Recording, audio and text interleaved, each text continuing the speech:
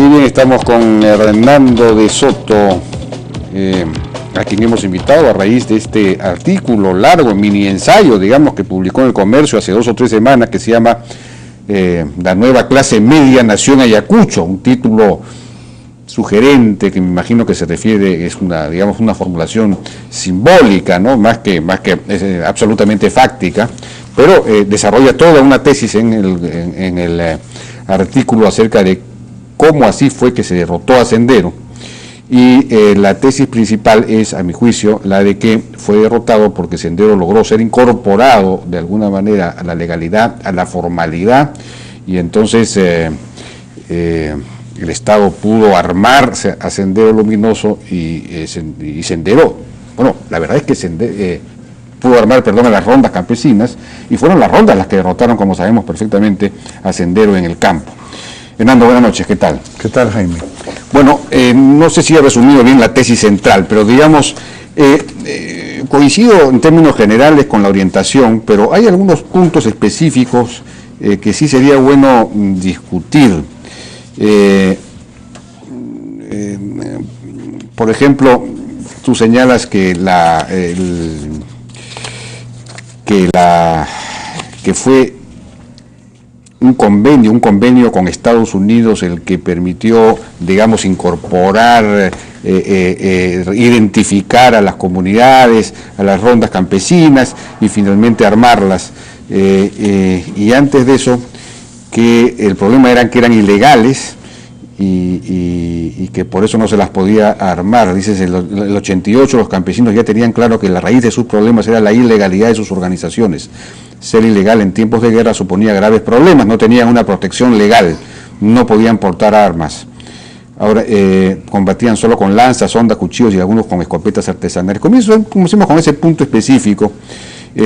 Las comunidades campesinas como tales eran legales, incluso se había dado una ley de rondas campesinas del año 86, o sea que las propias rondas también eran legales. Y bueno, como cualquier ciudadano podían portar armas de cacería, lo que no podían portar eran armas de guerra. Entonces, ¿cómo explicas tú, digamos, este asunto en ese tema? Bueno, como me dijiste que me invitabas para el tema del artículo, sabiendo, he traído, si me permites, un dibujo que podría ser útil a la teleaudiencia. Esta, que no es conocida, es basada sobre las cifras de la Comisión de la Verdad. Ya. Esto es 1980 y llegamos aquí hasta 1995. Estas mide las muertes durante la guerra con Sendero. Estas son las muertes. ¿Ya?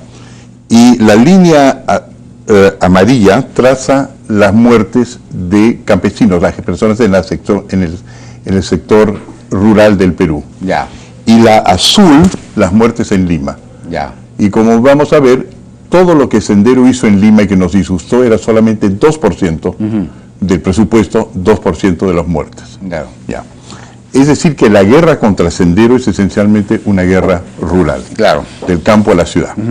Y la idea, yo creo que en parte, era arrullar a Lima, porque la gente decía, con bombazos nadie nos quita, pero lo que pasaba era como Lima siempre vive de espalda al resto del país, no se daban cuenta que cuando entraron y comenzaron a tratar de colectivizar propiedad que ya había sido en gran parte por reformas agrarias, por Velasco, entregar a los campesinos, pero los campesinos se habían parcelado y no les gustaba, Sendero tuvo que tratar de imponerse.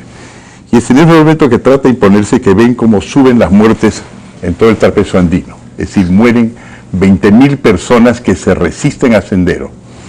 Aquí en este punto, Jaime, que ya estamos en 1984, como lo llamas tú, los ronderos, los campesinos, se constituyen en sistemas de defensa antisubversiva y repelen a Sendero, bajan las muertes.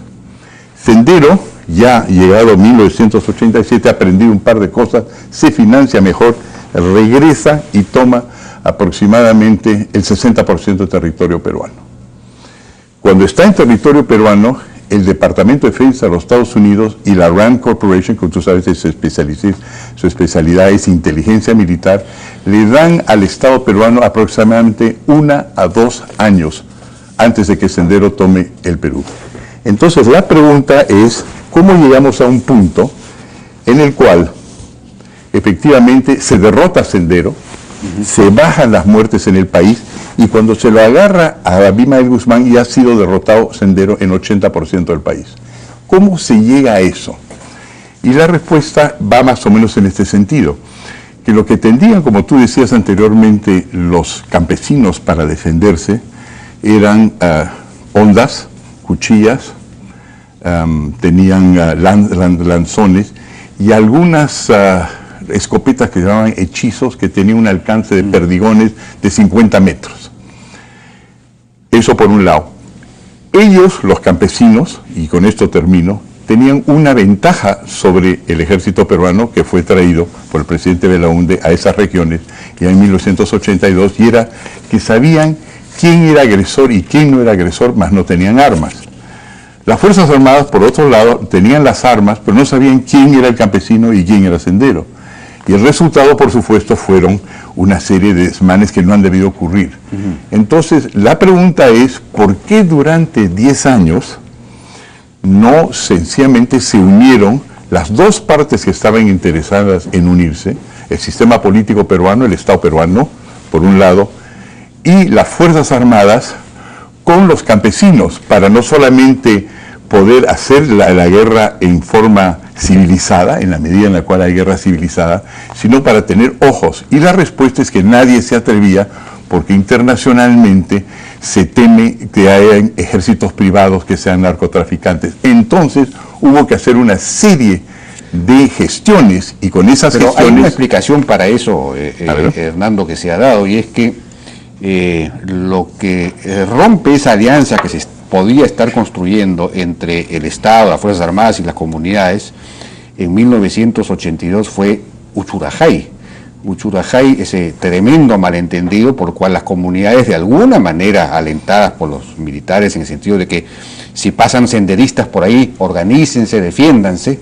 Entonces las comunidades lo hacen, confunden a los periodistas con senderistas y los matan. Entonces, en la izquierda nadie podía creer que los campesinos pudiesen enfrentarse a los revolucionarios. Eso es una cosa inconcebible. Y entonces dijeron, esos eran paramilitares armados por los... Y entonces satanizaron toda organización campesina de autodefensa, todas las rondas campesinas y toda relación entre los militares.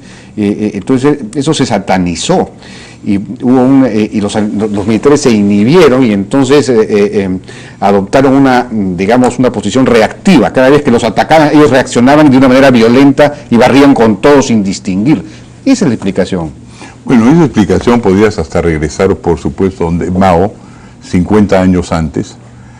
No, en ese caso hizo, sí, pues, hasta Mao, pues, porque comenzó con Shanghái en 1926, que era la misma cosa. La guerra de guerrillas es esencialmente una guerra de personas que no están en uniformes, que se esconden, que se confunden como un pez en el agua, que es lo que decía Mao Zedong, y de esa manera hace que efectivamente el ejército uniformado no sepa dónde apuntar, y el resultado son pues estos desastres.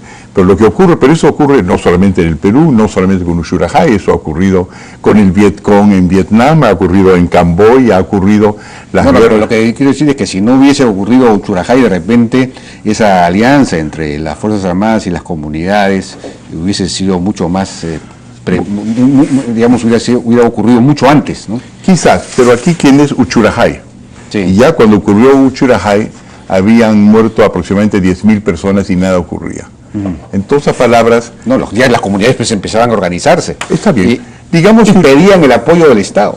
Digamos que Uchurajay fue una tragedia tremenda, pero al mismo tiempo, ocurra o no ocurra, el hecho es que nadie se atrevía a hacer una alianza con los sistemas antisubversivos. Y la idea era esencialmente una reacción internacional en contra. Entonces lo que había que encontrar es una manera de distinguir de los organismos de derechos humanos, ¿no? De los organismos, básicamente. Pero no solamente, pero los organismos de derechos humanos son parte de cualquier democracia. Bueno, de acuerdo, no, pero aquí estaban dominados por el PUN, APRODE, por ejemplo, estaba dominado por el PUM, que tenía una ambigüedad frente a Sendero Luminoso. No lo condenaban del todo, porque decían, bueno, ellos... el único problema que le veían era que no era el momento adecuado, no estaban dadas las condiciones objetivas y subjetivas para la guerra, pero en el fondo tenían una cierta culpabilidad, se sentían culpables de no iniciar ellos la guerra, ¿no? Entonces tenían una ambigüedad, y el APRODE era ellos. Sí, claro, pero en el mundo, el temor era el siguiente. Mira, acuérdate cuando hay la masacre del Frontón, sí, ¿no es cierto? Entonces estamos hablando a principios del primer régimen de García, ¿no es cierto?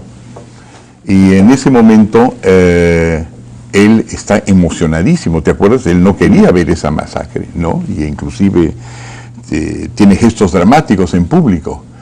Y nunca su popularidad fue tan alta, creo que alcanzó entre el 80 y 90%. En otras palabras, en este país ya la mayor parte de la población había decidido claramente quién era el culpable, y era Sendero, la guerra. Y sin embargo, nadie podía equipar, proteger o aliarse con los campesinos. Entonces, ahí a esto comenzó. Entonces, ¿qué pasó? ¿Cuál es según tú? Entonces, según yo, lo que pasó es que a finales del... A ver, regresamos con eso, después me están pidiendo una pausa. Regresamos con eso después de la pausa. Por supuesto.